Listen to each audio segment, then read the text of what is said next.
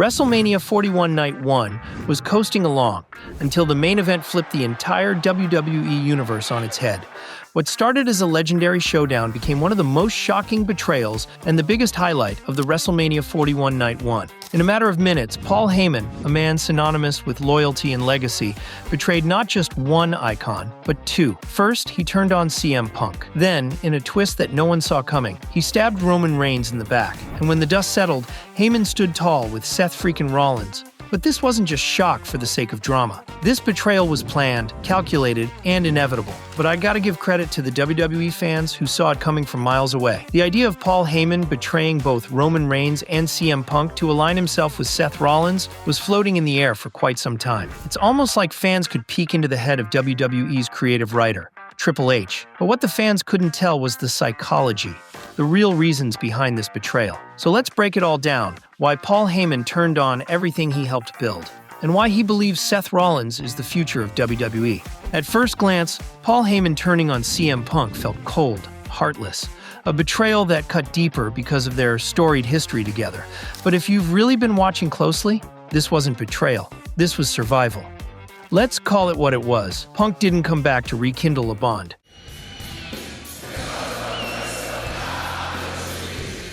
He came back to make a statement, to stick it to Roman Reigns.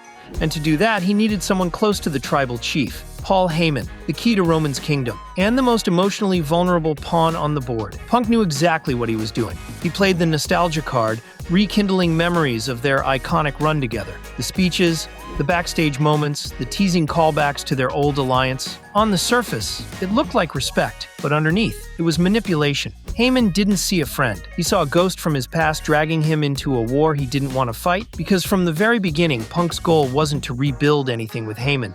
It was to use him as leverage in his battle with Roman, to chip away at the bloodline by planting doubt from the inside. And that put Heyman in an impossible position. Imagine being Paul Heyman. For 5 years, you've dedicated everything, your loyalty, your legacy, your identity, to the tribal chief. And now your old friend walks back in, asking you to risk it all. Not for redemption, but for revenge? That's not loyalty, that's a trap. Heyman's job, if you really understand his character, was to guide, to advise, to elevate. He's not a pawn in anyone's personal war. He's the kingmaker. So when Heyman hit Punk with that low blow in the middle of the WrestleMania 41 main event, that wasn't just betrayal. That was a statement. You don't use Paul Heyman, not Punk, not Roman, not anyone. Because let's be honest, Punk had this coming.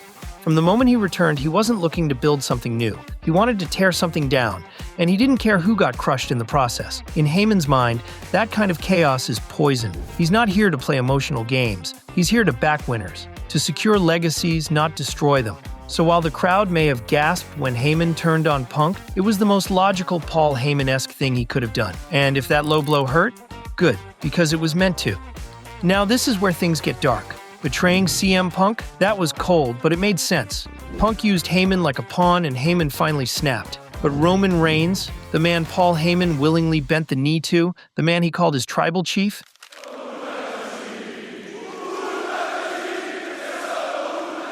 that wasn't just a betrayal. That was a personal declaration of war. So what could possibly justify turning on the very empire Paul helped build? The truth is, this wasn't some spur-of-the-moment shock value swerve. This betrayal had been brewing for over a year.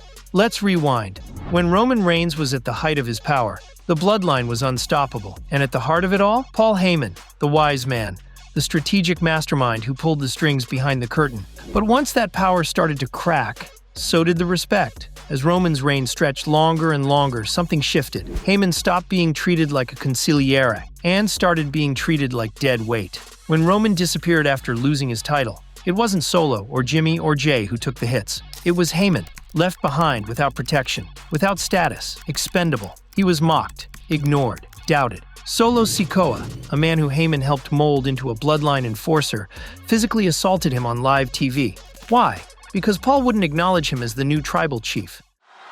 That you are not my tribal! And despite that public humiliation and physical violence, Heyman never wavered. He took the beating. He endured the disrespect.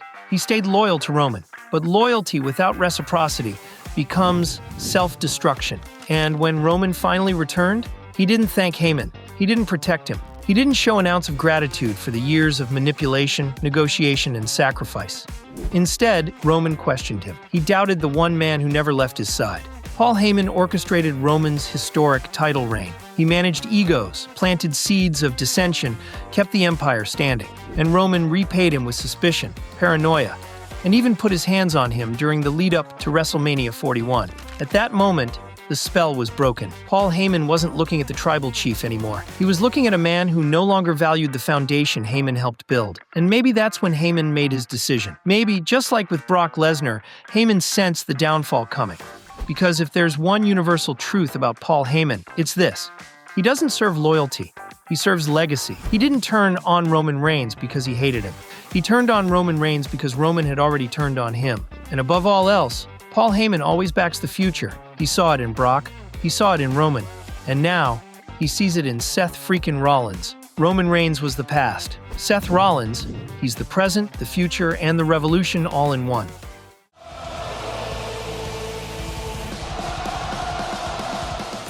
This wasn't just a random alignment. It wasn't desperation. This was a power move. Paul Heyman didn't just choose Seth Rollins. This wasn't Heyman being cornered or grabbing onto the next rising star. This felt like something far bigger, something orchestrated. Because if you look closely, Heyman's decision wasn't just strategic, it was symbolic. He didn't pick Seth Rollins by chance. Someone else might have chosen him too. Let's talk about The Rock. Over the last several weeks, Seth Rollins has been acting different. His gear, flashier, his mannerisms, bolder, his promos, more layered, oozing with charisma, confidence, and that signature eyebrow-raising swagger. It wasn't just evolution, it was imitation. And then you have Paul Heyman. A few months back, he flashed the same exact hand gesture that The Rock used at Bad Blood, a subtle nod, one that flew under the radar for most. But now, it looks like foreshadowing. We all thought Cody Rhodes or Randy Orton were going to be the next in line to stand beside The Rock and John Cena. The veterans, the legends, the sure bets. But when the smoke cleared, and WrestleMania Night 1 came to a close, it wasn't them.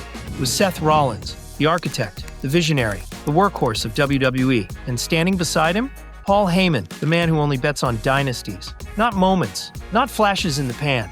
Dynasties. This wasn't an act of betrayal, it was a passing of the torch. Seth Rollins wasn't just chosen by Heyman, he was possibly handpicked by The Rock himself. Not just to be a part of something bigger, but to lead it into the future. Rollins and Heyman didn't end WrestleMania Night 1 standing tall by accident.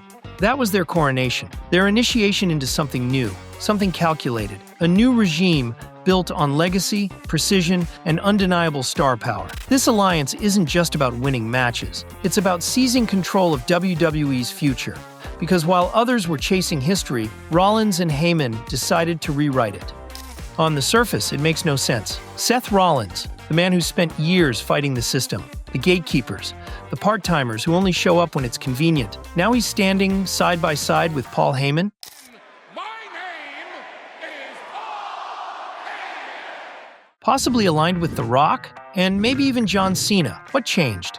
Here's the truth. Seth Rollins is done being the good guy. For nearly a decade, he's been the workhorse of WWE. He wasn't the chosen one. He wasn't handed the main event spotlight.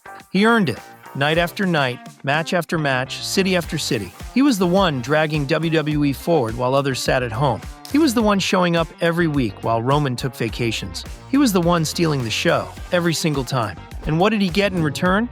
Silence. When he warned everyone about CM Punk being toxic, he got mocked. When he lost his World Heavyweight title, nobody batted an eye. When he sacrificed his body, his pride, his legacy, he got a golf clap and a cold shoulder. Meanwhile, Roman Reigns sat on the throne, shielded by the bloodline, propped up by politics, cheered for doing less, while Seth did everything. At some point, that kind of disrespect breaks a man.